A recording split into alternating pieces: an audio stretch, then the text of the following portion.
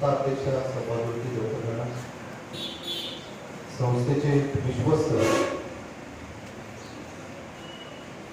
शाळेचे मुख्याध्यापक आदरणीय श्री थोरात पर्यवेक्षक श्री माने सर, प्राथमिक शालेय समितीचे अध्यक्ष श्री कदम सर, माझे सर्व सहकारी शिक्षक आणि इयत्ता 9वीचे विद्यार्थी, आज या ठिकाणी आपण मराठी भाषा दिन साजरा करण्यासाठी या ठिकाणी एकत्रित जमलेलो आहोत. आणि परीक्षा असल्यामुळे आपल्याला हा अशा पद्धतीने करावा लागत आहे. आपण मराठीचे गोडवे गातो आजच्या दिवशी आणि परत मराठीला सर्वजण दुय्यम स्थान देतो. मराठी भाषा साहित्यिकांनी समृद्ध केली. अतिशय उल्लेखनीय असं साहित्य अगदी विदर्भापासून ती कोकणापर्यंत महाराष्ट्रामध्ये साहित्यिकांनी निर्माण केलं. संतांनी त्याच्या ओव्या असतील, त्यांचे ग्रंथ असतील, ते निर्माण केले. त्यामध्ये मराठी आणि संस्कृतचा समावेश केला. प्रचंड साहित्य मराठीमध्ये उपलब्ध आहे की जे आता जसं सरांनी सांगितलं तसं देशापार मोठ्या प्रमाणात त्याचा अभ्यास केला जातो. परंतु आपण मराठी माणसं मात्र त्याला हे दुय्यम स्थान देतो. यावर्षी तुम्हाला माहिती आहे की अखिल भारतीय मराठी साहित्य संमेलन झालं. माहिती आहे कुठं झालं? मुलांना बोला, कुठं झालं? दिल्लीला झालं. ठीक आहे. यावर्षी 98वे मराठी साहित्य संमेलन, अखिल भारतीय मराठी साहित्य संमेलन देशाच्या राजधानीमध्ये दिल्लीमध्ये झालं. कुणाच्या उपस्थितीत झालं? भारताचे पंतप्रधान आदरणीय नरेंद्र मोदीजी यांच्या उपस्थितीत ते साहित्य संमेलनाचं उद्घाटन झालं.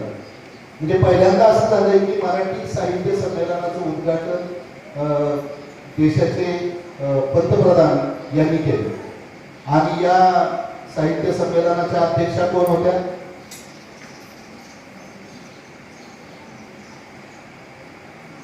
साहित्यिक तारा भावळकर होते. बरोबर. त्यांनी जवळजवळ भाषण केलं 1.5 ते 2 तास.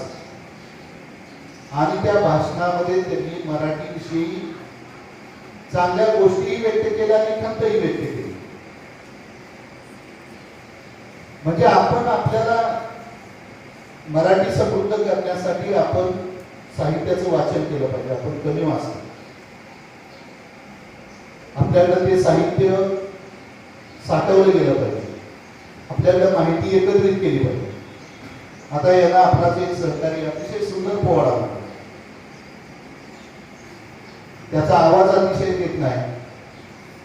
त्यांनी जर अजून सराव केला तर त्यामध्ये तो स्वतःचं उल्लेखनीय करिअर करू शकेल इतकं मागणी आपल्याला साहित्यिकांमध्ये पोवाडा गाणाऱ्यांची असेल किंवा वाचनीय लोकांची आहे. तुमच्या माहितीसाठी सांगतो, फक्त वाचनावर अनेक वक्ते घडलेले आहेत आणि लाख रुपये त्याचे भाषणाचे घेतात. मग ते कशाच्या जोरावर? तर त्यांनी ते वाचन समृद्ध असतात. त्यांनी त्या प्रत्येक गोष्टीची माहिती प्रचंड मिळवलेली असते. आणि सादरीकरण हे प्रत्येकाचं व्यक्तिगत असतं. बरोबर आहे. मग ते सादरीकरण करायला ज्याला चांगलं जमलं तो जीवनात यशस्वी होतो. म्हणून आपल्याला या गोष्टी लक्षात घेणं गरजेचं आहे.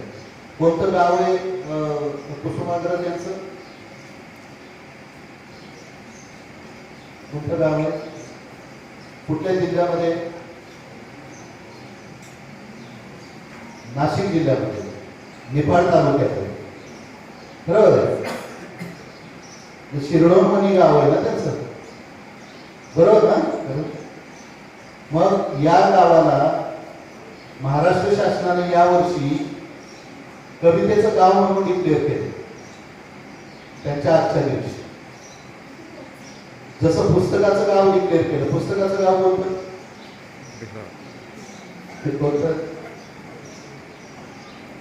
कधी पाचगणीला गेला तर तिथं भिलार गाव आहे. आपण पाचगणी महाबळेश्वरला जातो ना फिरायला, तर तिथं भिलार गाव आहे. या भिलार गावाला पुस्तकाचं गाव म्हणून दर्जा दिला.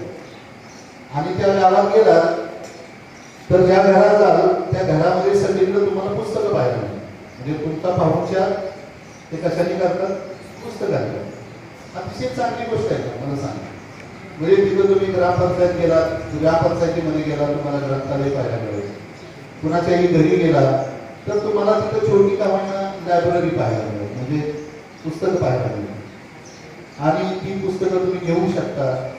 आणि विविध उपक्रम तिथं चालतात. पुस्तकाच्या गावामध्ये साहित्यिकांचे अनेक उपक्रम चालतात. आणि म्हणून ते शासनानं अशा काही योजना घेतलेल्या आहेत ना, त्या अतिशय उल्लेखनीय आहेत. म्हणजे पुस्तकाचं गाव डिक्लेअर करतो. आपण पर्यटनाला जातो त्यावेळी त्या गोष्टींचा लाभ घेतो. खरं तसं यावर्षी कुसुमाग्रज यांचं गाव हे कवितेचं गाव म्हणून आपल्या महाराष्ट्र शासनानं जाहीर केलेलं आहे. आणि ते पर्यटन केंद्र व्हावं म्हणूनही महाराष्ट्र शासन त्या ठिकाणी प्रयत्न करत आहे. विद्यार्थी मित्रांनो,